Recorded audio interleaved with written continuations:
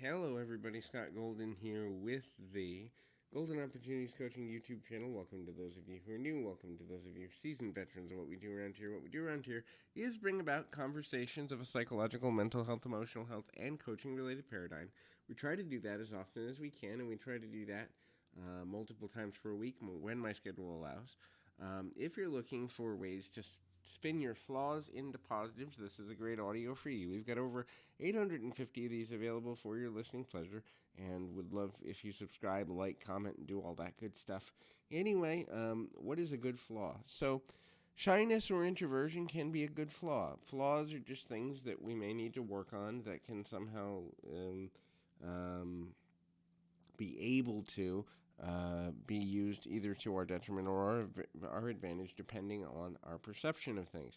So, shyness can be actually a good flaw. Some people say to be shy, you miss out on opportunities, but the opposite is also true. People that rush in, people that overcommit, people that are constantly seeking attention may not use or listen to their intuition, their higher self, on a consistent enough basis so that they begin to understand the lay of the land before they socially or emotionally or financially interact with another person. This can be extremely negative or, to a degree, pessimistic in the sense that at the end of the day, if you are overly out there, there can be a bit of challenges and you can get tied up with people that may not have your best interest at heart. The next is embarrassment. So if you care about what other people think of you, and it's not something that controls you, but you still have the capacity to be embarrassed or made to feel uncomfortable because of the way people perceive you upon occasion. In other words, if you're public speaking or if you might have said something that could be considered offensive or harmful to another person, and you have momentary flashes of embarrassment that you can push beyond, this can actually be a positive. People that have no embarrassment and no conscience about how what they say and do affects other people can obviously come off cold and caustic and unkind, whereas having at least a little bit of embarrassment when someone could be negatively affected by something you've said or done can actually work to your advantage.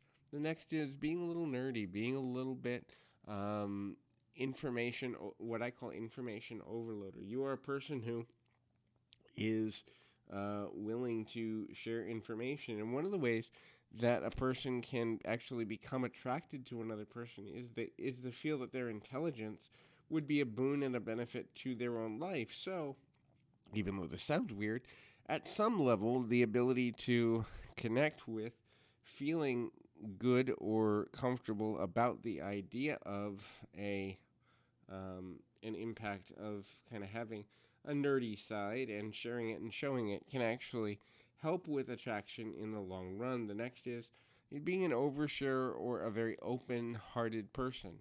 Obviously, this can be exploited, but it can also be a good thing. Helping people to grow mentally, emotionally, spiritually, intellectually can be achieved through being willing to be transparent and sometimes oversharing. Now, obviously, you don't want to do this in every situation, and different personality archetypes work differently with how much we should or shouldn't share, but having the habit of being an open-hearted person who's willing to be an open book can often be something that somebody sees as a flaw, which can be used as a strength. And then the last thing is the willingness to articulate what your needs portfolio is in a clear and concise way, which ultimately is a skill that one has to learn through being able to speak clearly and know oneself well enough, do the self-reflection work to be able to say, this is what I need, here's why, and here's why that's important.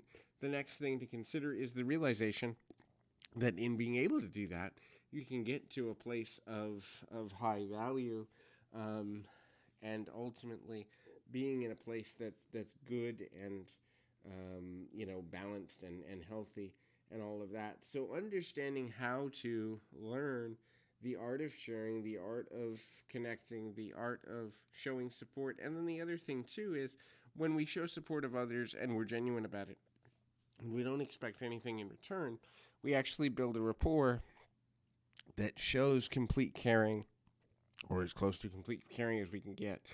Obviously, being too altruistic can lead to trouble, but to care without expectation of anything in return can often be relationally helpful. So, till next time, keep your feet on the ground, your mind in the moment. Until next time, everybody.